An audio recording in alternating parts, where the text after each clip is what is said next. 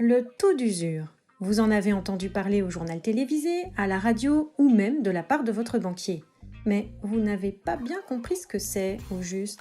Et pourquoi dit-on que le taux d'usure bloque les demandes de prêts immobiliers en ce moment? Avec cette vidéo, vous allez tout comprendre en moins de 2 minutes 30. Vous allez voir, tout est affaire de tempo.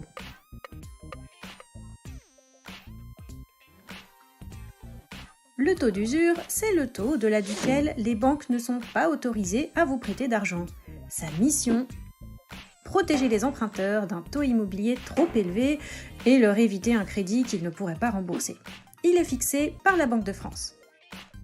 Un exemple pour rendre cette définition simple, basique ou basique simple. Vous achetez une maison et pour cela, vous faites un crédit immobilier. Après étude de votre dossier, votre banque vous fait une offre de prêt sur laquelle figure le coût total de votre crédit tout frais compris, c'est-à-dire avec le taux nominal, l'assurance du prêt et la garantie.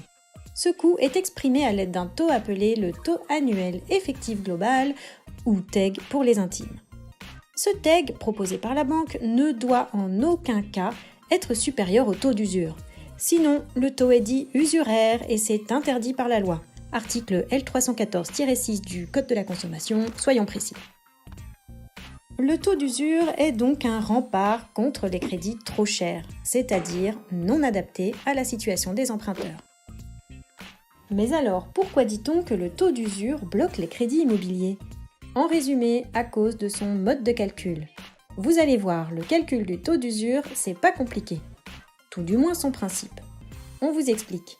Le taux d'usure est calculé sur la base des taux effectivement accordés par les banques au trimestre précédent, le tout augmenté d'un tiers, on vous épargne la formule.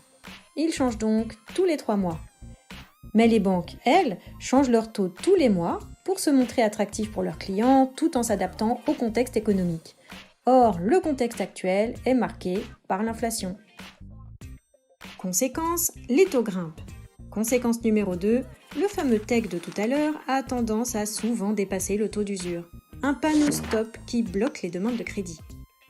Mais bonne nouvelle, le taux d'usure a été relevé au mois d'octobre. Une bouffée d'oxygène pour financer de nouveaux crédits, mais qui pourrait être de courte durée face à la hausse des taux immobiliers. Vous l'aurez compris, pour en profiter, c'est le moment de vous lancer. Des questions sur votre projet immobilier? Nos courtiers vous accompagnent et répondent à toutes vos interrogations.